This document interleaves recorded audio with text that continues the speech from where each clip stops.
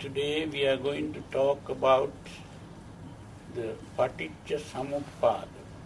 Now, if you have been following the talks that I have given throughout the series of talks, it will be easy for you to understand this.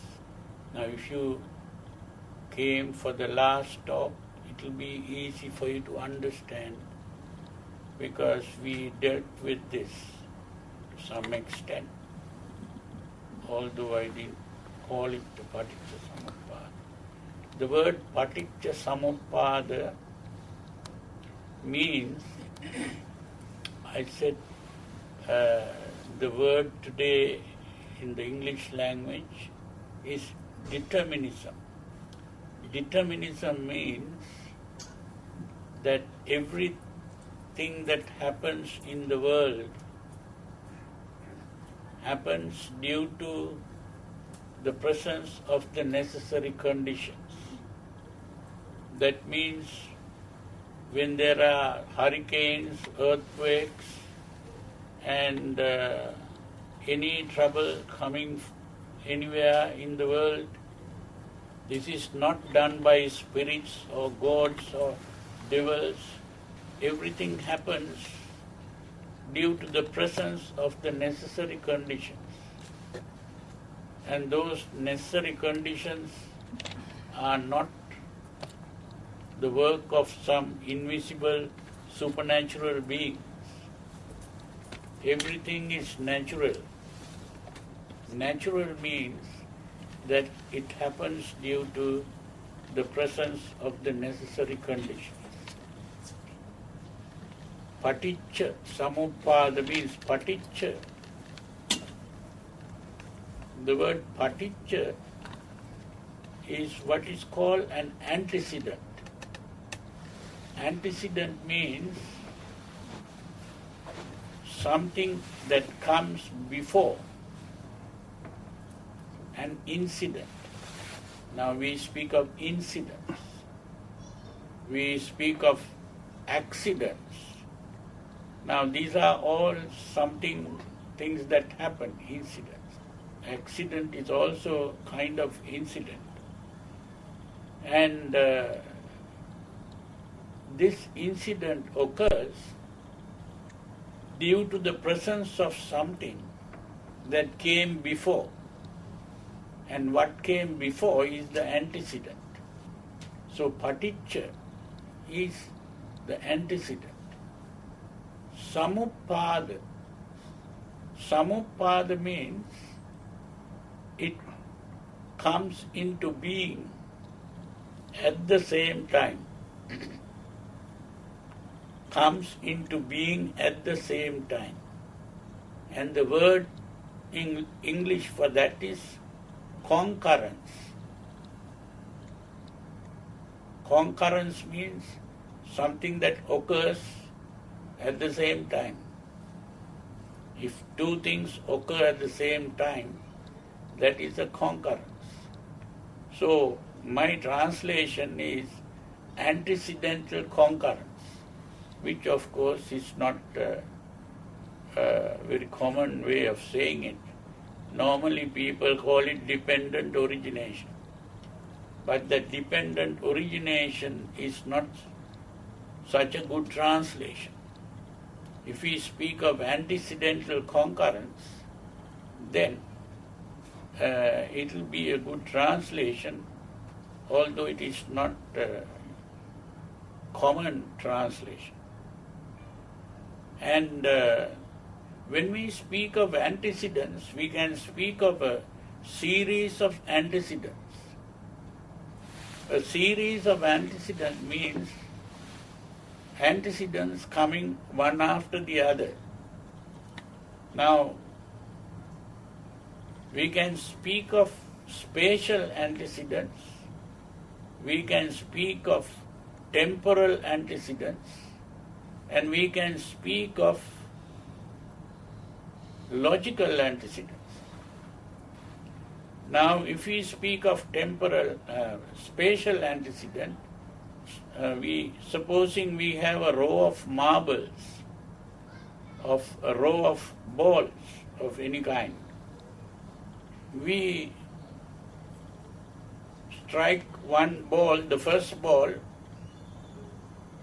and the first ball we strike the second ball, then the second ball we strike the third ball, and the third ball we strike the fourth ball, and so on. And ultimately the last ball will roll over. Now that is a series of spatial antecedents. That is in space. That is a series of spatial antecedents. Now there is another thing which we can call temporal antecedent. Now temporal antecedent, to demonstrate that, I will just make a strike the table with my hand.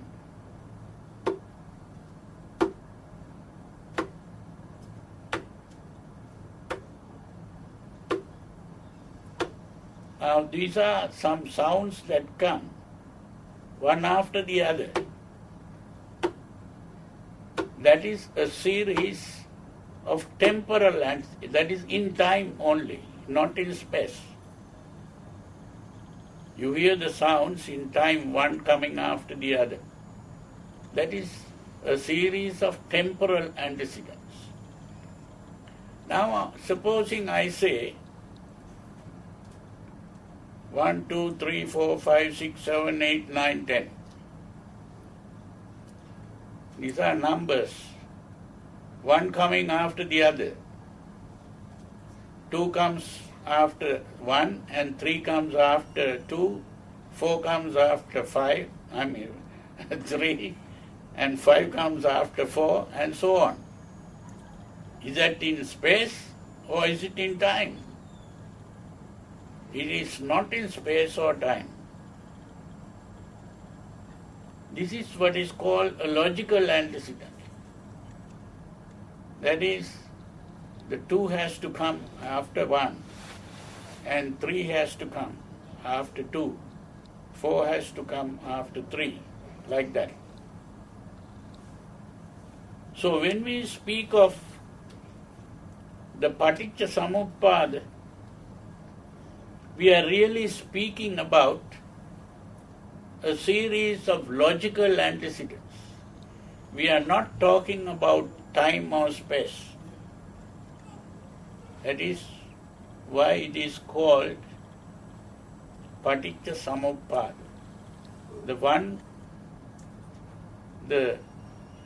Something comes up immediately after, not immediately after, comes along with it. Now it's something like this. If your eyes are closed, you don't see anything. But the moment your eyes open, you begin to see things. The opening the eyes and seeing happens at the same time. But if you don't open your eyes, you can't see. That means the opening of the eyes comes first logically, and then comes the seeing. But both happen at the same time. So that is the meaning of Paticca Samuppada. So it's like that. So, if you have read about the Paticca Samuppada or studied it or thought about it, it will be easy for you to understand what I am saying. Otherwise, if you are hearing this for the first time, you will have to go and ask some other people about how this is what I was talking about. At least you'll have to read a book later maybe. The important thing is we have this formula, avijja pacca sankhara, sankhara pacca vijnana, vijnana pacca namarupam, Nama Rupa Paccha Salayatana, Salayatana Paccha Passo, Passa Paccha Vedana, Vedana Paccha Tanha, Tanha Paccha Upadana, Upadana Paccha Bhau, Bhau Paccha Jati, Jati Paccha Jara Marana, Soka Parideva Dukkha Domana Supayasa Sambhavan. That is the Eva me tassa kevalassa dukkha kandassa samudayo hoti. That is the formula. Now, if I begin to explain this in two ways, because there is a traditional way of explaining this which I think is wrong. And now I am trying to explain it in a different way. Now the traditional way is that this is divided into three lives. Avidya and Sankhara come in one life, then from Vijnana onwards up to Bhava is the second life, and then from Jati, Jara, Vyadi, Marana, that is the third life. Now, important thing to understand is that the teaching of the Buddha, we recite, Swakhato Bhagavata Dhammo Sandittiko Akaliko Ehipassiko Opanaiko Pachattang Veditabbo Vinyohiti. There, one important statement is Akaliko. What does that mean? Akaliko means it doesn't involve time. It is not based on time. So if it is not based on time, we cannot divide the Paticcasamuppada into three lives, because that is time, past, present and future. So this is why I maintain that the Paticcasamuppada is independent of time or space, because both time and space is a product of the Paticcasamuppada. Here Paticcasamuppada is not, as I said, determinism. Now that means determinism can be seen in two ways. One is what I call objective determinism. The other is subjective determinism. Now, objective determinism means that we are talking about things happening in the world outside, and we are saying that everything that happens in the world outside is dependent on the necessary conditions. That is okay, but this is the main principle on which modern scientific research, modern scientific thinking is based. It's based on this principle of determinism. It is because people understood how flight takes place that they could build an aeroplane and we can fly if you have money to pay for the ticket. And the other thing is, even going in a car, it's also based on the same principle. The necessary conditions must be there. If one condition is absent, you can't go.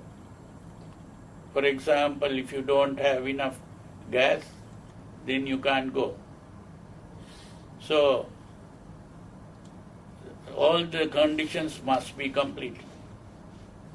Now, what the Buddha was talking about was not that objective determinism. What he spoke of was the subjective determinism. Now that means, this is very interesting to understand, that ancient people always thought that everything that happened in the world happened due to spirits, either gods or the devils are doing that. And even now there are some people who think this hurricane and things like that happen because of God or devil, you see. But the scientists, they gave up these traditional dogmas, and now they began to think in terms of determinism. But there is the subjective determinism where everyone thinks, including the scientists.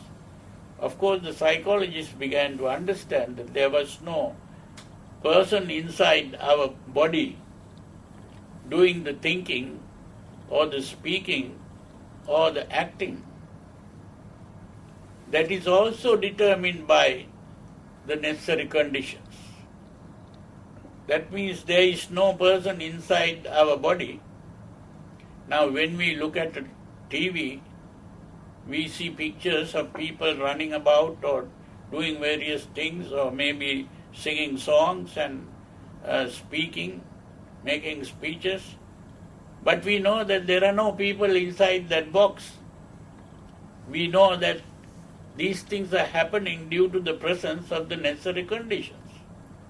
It's only when you switch it on and then you have to change your channels and you get what you want. So that means you are aware of determinism there. But when a person comes and speaks to you, or I am speaking to you now, you think there is someone inside me, this body, and speaking. But in actual fact, there is no such person inside. That is also happening due to the presence of the necessary conditions. This is what Sigmund Freud started talking about. He called it psychic determinism, the psychologist. So when they speak about psychology, they are aware that there is no person inside. But when they begin to live their ordinary life, they still think that there is a person inside. But the problem is, the Buddha pointed out that there is no person inside doing anything. It's all happening due to the presence of the necessary conditions. This is the important thing. And this Paticca Samuppada is trying to explain how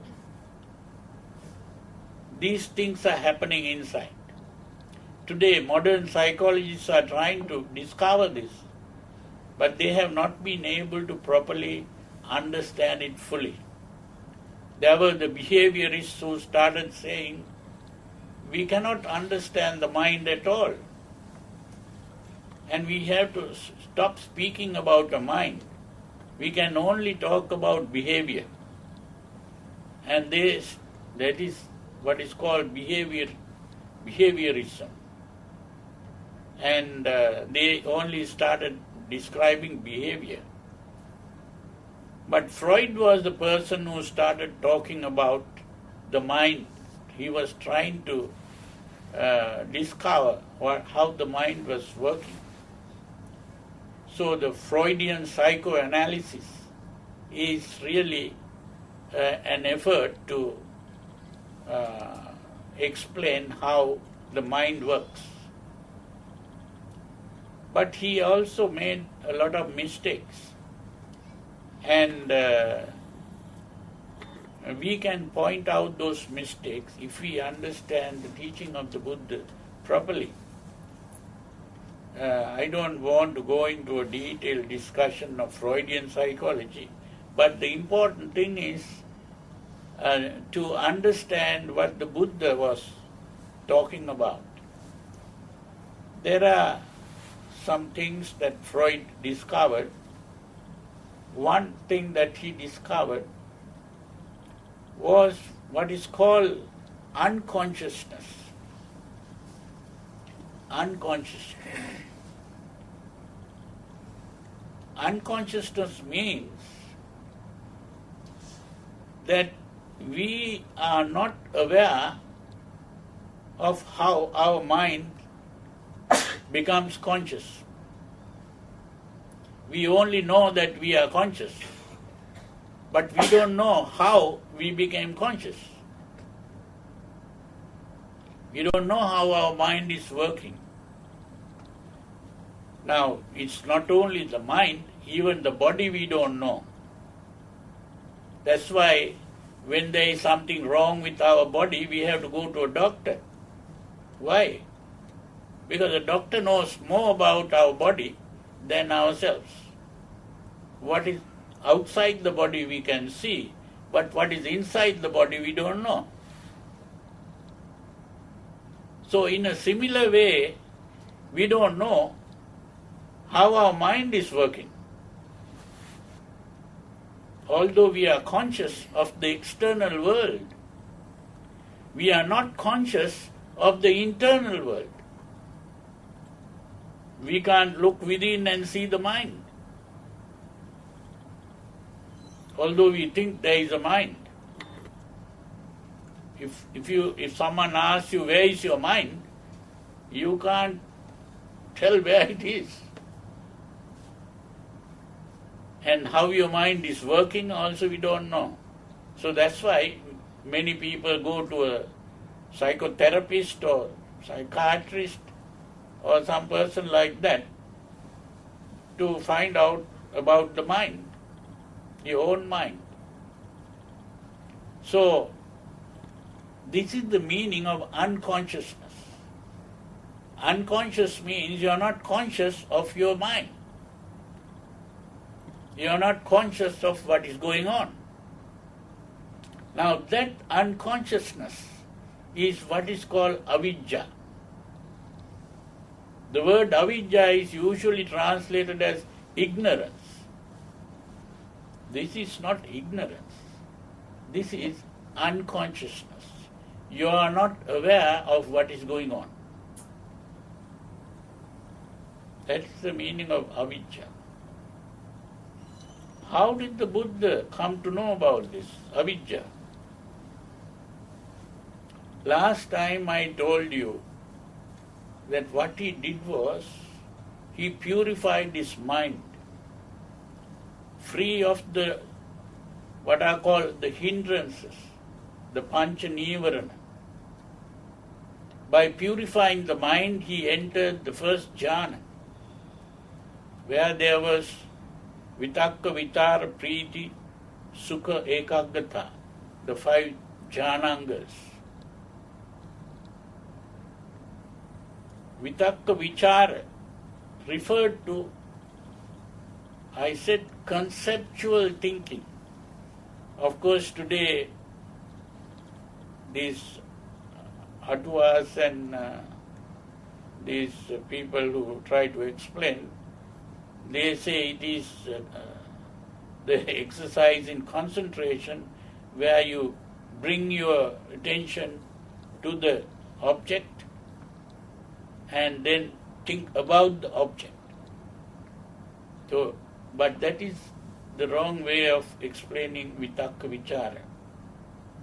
I said vitakka vichara, vitakka, it's a takka, it's a logical thinking.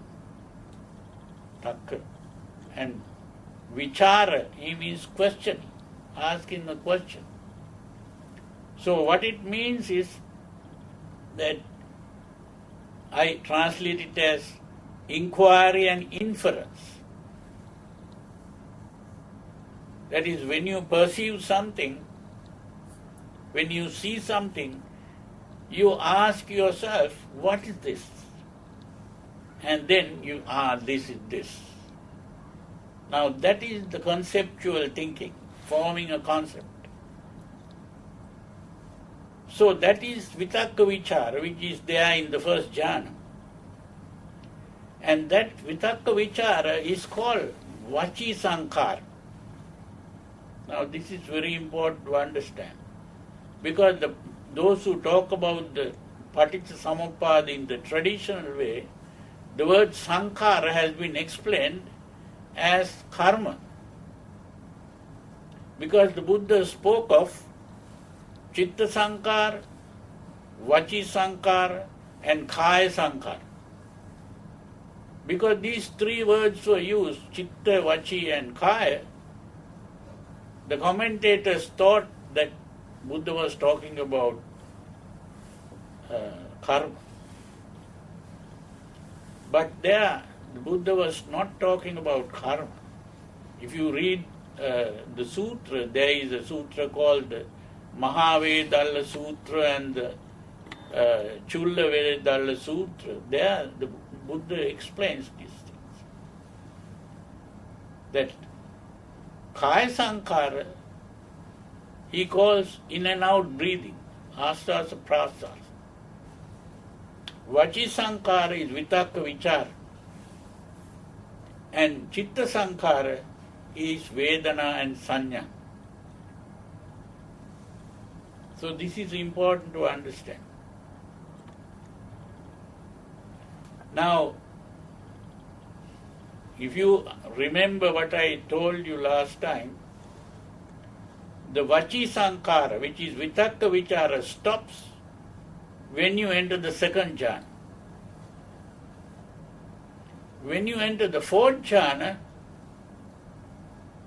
Asvasa Prasvasa stops.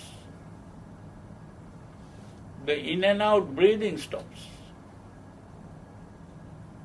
When you enter Sanya Vedita Nirodha, that is the last one. The Vedana and the Sanya stop.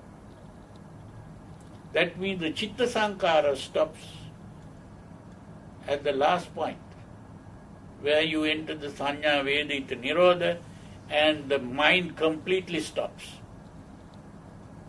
Mind is an activity, I said, not an entity. And that activity stops at that point. And it is at that point that there is avijja, a complete unconsciousness.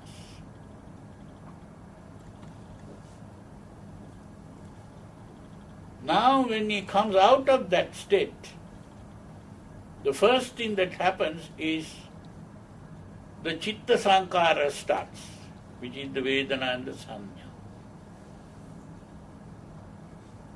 And when he comes to the third jhana, the in and out breathing comes up. And when he comes to the first jhana, the Vitakka Vichara comes up, which is the Vachi Sankhara. So in other words, from a state of unconsciousness, these three sankharas come up.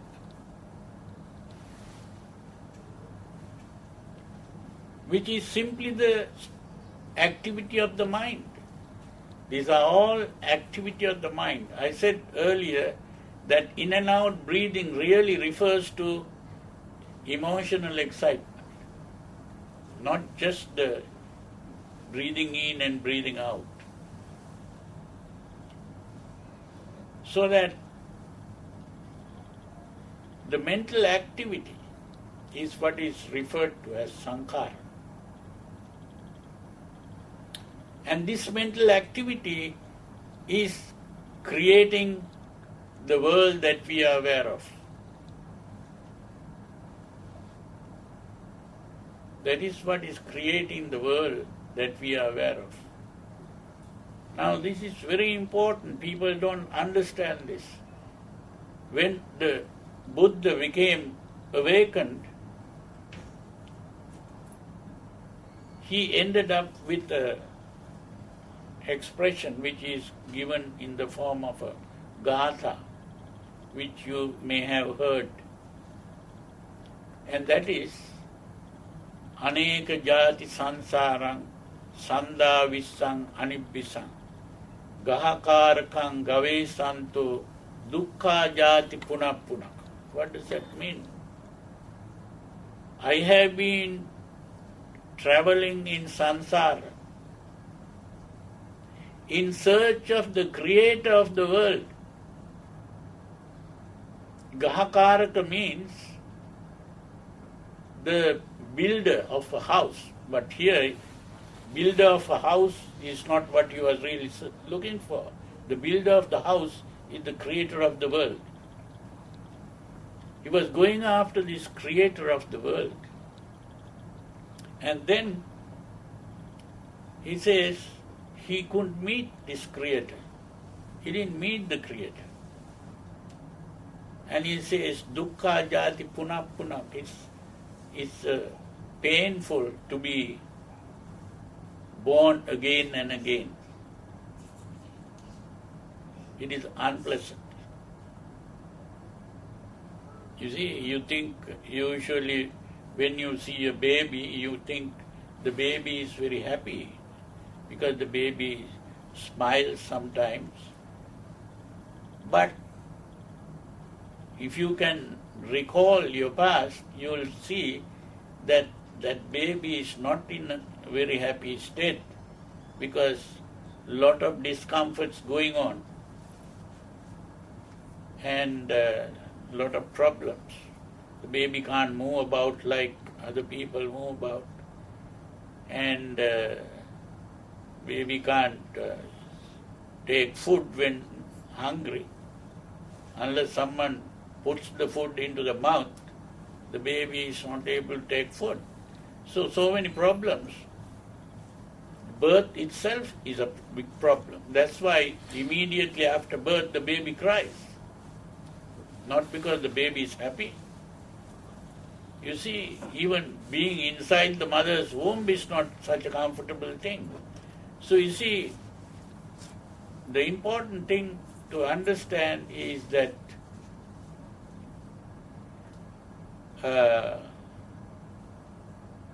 birth is not a very pleasant thing. That's why dukkha jati punappunak, to be born again and again, is not a very pleasant thing. And now in the second verse, the Buddha says, Gahakaraka dittosi. What does that mean? I have seen you created. The second verse he says, now I have seen you created. Punagehang nakahasi. You will not create anymore. You will not create anymore. Sabbe te pasukha bhagga gahakutang visankitang. Your whole structure has been destroyed and all supports broken down. And then he says, Visankara gatan chittang. That's the important one there. Visankara gatan chittang means the mind has stopped creating. Tanhayang kayamajjagati. That emotional urge has stopped. That is the tanha. The emotional urge has stopped. So in other words, we are creating the world. Some people ask me, who created the world? I was invited to give a talk one day in a prison. And after the talk, there was a time for questions. And one of the prisoners, who was a young man, he asked, who created the world? I said, you created the world. And there was another monk who really took me there. He got frightened because I said that. And he didn't allow me to talk after that. You see, the problem is that he didn't understand what I was going to say. So the important thing is, there was a Deva who came one day to the Buddha and asked a question. He asked, if you travel in space, will it be possible to reach the end of the world? So the Buddha said, no. How wonderful what you say is. It's very wonderful, because I was a yogi at that my past birth. I was a yogi, and I had the power of traveling in space at very high speed, like the speed of light. And then I traveled for 100 years. And at the end of the 100 years, I died.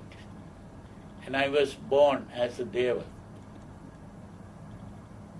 Now what you say is the proof of that. I have proved it through my own experience. Then the Buddha says, without reaching the end of the world, this birth, old age, disease, death cannot be attained. You cannot be free from birth, old age, disease, death without reaching the end of the world. And then he says, this world, the beginning of the world, the end of the world, and the way leading to the end of the world is in this fathom-long body itself with its consciousness. What that means is, we are creating this world through the process of perception. If you read any textbook on psychology, you will begin to see how the psychologists are explaining the process of perception. They have a lot of pictures to illustrate this, and if you see those things, you will see how the world is being created by your mind. So even modern psychologists are aware of this. Although they are aware of it, they don't take it too seriously when they live the normal life. And some of these psychologists even go to church and they think their God created the world. You see, things like that. But the important thing in Buddhism is that the world is simply created by this mind.